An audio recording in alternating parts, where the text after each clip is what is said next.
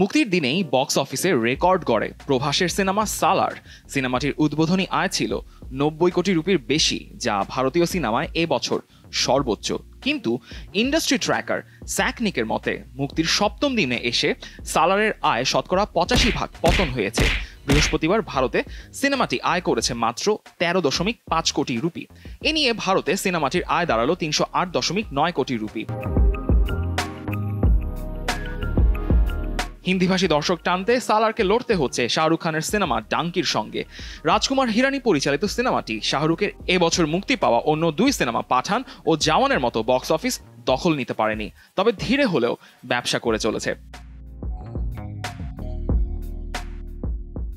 এদিকে কেজিএফ খ্যাত পরিচালক প্রশান্ত নীলের সালার এর আয় বিশ্বজুড়ে 500 কোটি রুপি ছাড়িয়েছে। সালার সপ্তম ভারতীয় সিনেমা যেটি এ মাইলফলক অর্জন করলো। পাঠান, জওয়ান, জেইলার, লিও, গাদার 2 এবং অ্যানিমেল এর আগে এই মাইলফলক পাড়ি দিয়েছে। বাহুবলী খ্যাত তারকা প্রভাসের জন্য সালার নানাভাবে গুরুত্বপূর্ণ। পরপর 3টি মেগা ফ্লপের পর এই সিনেমাটি প্রভাসের ভাগ্য ঘুরিয়ে দিয়েছে। সালারে আরও অভিনয় করেছেন পৃথ্বীরাজ সুকুমারন, শ্রিয়া রেড্ডি, শ্রুতি হাসান এবং তিনু আনন্দ।